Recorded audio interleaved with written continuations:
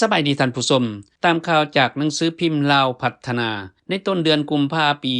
2020 ศาลปาสนนครหลวงเวียงจันทน์ได้ตัดสินลงโทษพนักงานรัฐวิสาหกิจลาวเป็นบริษัทบริการสินค้าผ่านแดนที่ขึ้นกับกระทรวงการเงินสปป.ลาวคือท้าวคำแพงอายุ 62 ปีอดีตผู้อำนวยการบริษัทบริการสินค้าผ่านแดนอยู่ที่บ้านจอมเพชรเมืองศรีสัตนานครหลวงเวียงจันทน์ให้จำคุกตลอดชีวิตพร้อมปรับไหมจำนวน 1% ของมูลค่าที่โพเกียวได้โกงเอาไปพร้อมยึดที่ดิน2ตอนรถใหญ่2คันเป็นของรัฐและให้ใช้เงินที่ยังค้างคืนให้รัฐทั้งหมดพร้อมนี้ศาลยังตัดสินลงโทษพนักงานที่ร่วมการกระทำผิดมีท้าวจันทวีสุขอายุ57ปีอยู่บ้านจอมแจ้งเมืองศรีสัตนากท้าวพรประเสริฐอายุ48ปีอยู่บ้านพระขาวเมืองไซธานีและท้าวผู้สมบูรณ์อายุ38ปีอยู่บ้านปากดงเมืองท่าแขวกแขวงคำมวนให้จำคุก18ปีปรับไหม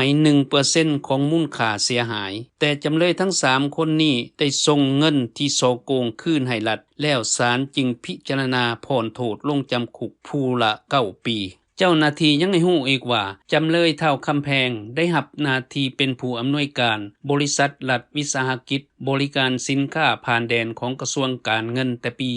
2008 ท้าวคำแพงพร้อมคู่ร่วมการก็เริ่มซอลาดบางหลวงยัดหยอกเอาเงินของบริษัทได้หลายรูปแบบอยู่ที่ด่านแขวงจำปาสักแขวงคำมวนตัดเอาเงินค่าบริการเขียนถ่ายตู้คอนเทนเนอร์บ่วงอากรปรับมูลค่าเพิ่มขึ้นนำใส่บัตรวีซ่าของหองการถอนเงินออกใส่ส่วนตัวในเวลาไปต่างประเทศร่วมการกระทำผิดกับพนักงานจำนวนหนึ่งและนักธุรกิจที่เกี่ยวพันกับเวียกงานที่ตนคุ้มครองเพื่อสร้างรายได้ให้ตัวเองได้สร้างความเสียหายให้แก่งบประมาณของรัฐเป็นจำนวนหลายตื้อกีบนอกนี้ผู้เกี่ยวยังได้สั่งจ่ายเงินบำเหน็จเงินอุดหนุนต่างๆที่จะให้พนักงานการนำกระทรวงการเงินและพนักงานขันการนำของแขวงคำมวนแขวงจำปาสักและแขวงบ่อแก้วที่บ่สอดคล้องกับระเบียบกฎหมายรวมทั้งหมด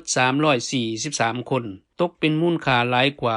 6.3 ตื้อกีบฉะนั้นทางการลาวจึงได้ออกกักตัวทักกำแพงพร้อมด้วยพรรคพวกที่กระทำผิดในท้ายเดือนมังกรปี 2019 จนมาถึงเดือนกุมภาพันธ์ปี 2020 ศาลจึงตัดสินจำคุกตลอดชีวิตกรุณาติดตามข่าวต่อไปที่นี่ LT News Laos